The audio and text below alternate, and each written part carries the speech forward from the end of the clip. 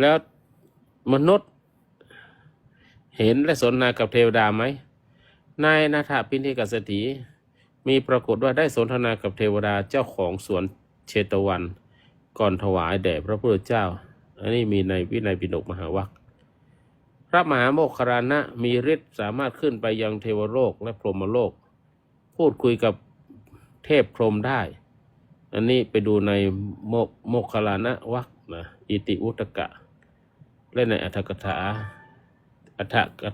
เถระคาถานะ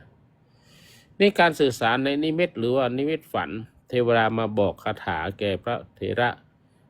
หลายรูปเช่นเถระคาถา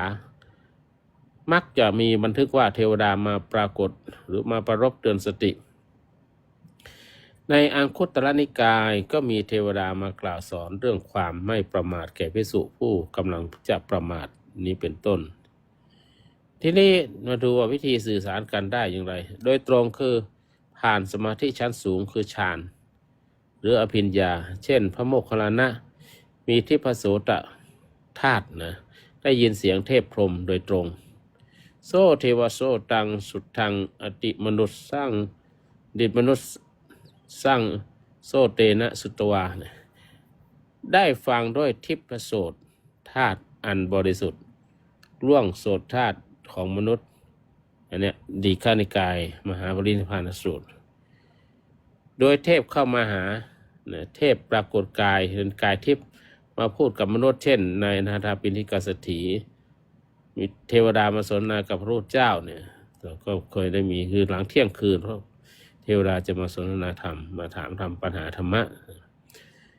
คือโดยนิมิตหรือโดยสุบินอาจจะเทพมานิมิตได้ในฝันเช่นเทพยืนยันว่าบุญกุศลหรือว่าเตือนภัยในคัมภีร์ชาดกหลายๆเรื่องโดยเสียงในใจโสตวิญญาณเนี่ยมีผู้มีสมาธิสูงอาจจะได้ยินเสียงโดยไม่เห็นกายเรียกว่าทิพโสตนะนี่ทีนี้เราดูว่าคัมภีร์อื่นที่อธิบายเพิ่มเติมอย่างวิสุทธิมรรคเนี่ยในปฏิปทาแห่งการเจริญสมาธิหรืออภิญญาเนี่ยอธิบายชัดว่าเมื่อเจริญฌานสมาบัติแล้วสามารถบรรลุทิพโสตญาณทิพจักขุญาณสามารถสื่อสารกับเทวดาและพรหมได้นะ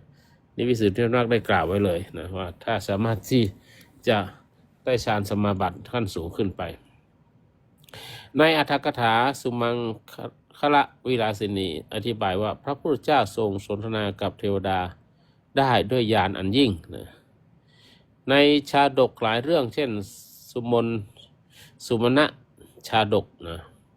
และเวสสันตรชาดกนะเล่าว่าพรหมเทพเข้ามามีบทบาทสื่อสารกับมนุษย์นะ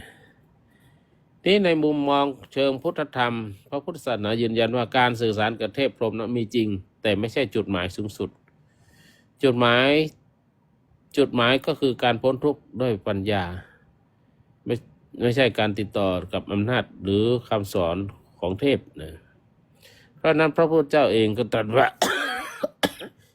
แม้เทพพรหมก็ยังอยู่ในสังสารวัฏต้องอาศัยธรรมะของพระพุทธเจ้าจึงจะพ้นทุกข์ได้ในพรหมชาลสูตรนะเราจะดูได้หรือธรรมจักรวัฏนสูตรที่กล่าวว่าพรหมยังไม่รู้จักอริยสัจจนกว่าพระพุทธเจ้าจะประกาศนี่สรุปได้ว่าการสื่อสารกับพรหมกับเทพกับเทวดานั้นเป็นไปได้จริงตามหลักพระไตรปิฎกและคัมภีร์พุทธที่กล่าวมาแล้วเนี่ยโดยที่ว่ามีการสื่อสารกันโดยตรงนะถึงอภิญญาการที่เทพเข้ามาหาเนี่ยการที่ได้ยินเสียงในใจโดยนิมิตหรือว่าพระพุทธเจ้าตรัสว่าอย่าหลงเพลิดเพลินกับการติดต่อเหล่านี้ควรใช้เพียงเป็นเครื่องเตือนสติและหนุนการปฏิบัติเป้าหมายที่แท้จริงก็คือความหลุดพ้นคือพระนิพพานซึ่งแม้เทพพรหมก็ยังต้องอาศัยพระธรรมเพื่อบรรลุอย่างนี้เป็นต้นดังนั้นก็พระพุทธเจ้าไม่ได้ให้ความสำคัญว่าการจะสื่อสารได้หรือสื่อสารได้แต่ว่าที่จริงแล้วเทพพรหมก็อยู่ในวัฏสงสารนี่เหมือนกันคือต้องเปลี่ยนว่ายตายเกิดเหมือนกันดังนั้นขอให้ได้พืชปฏิบัติต่อไปเพื่อให้ถึงความหลุดพ้นนะก็ประมาณนี้สาธุ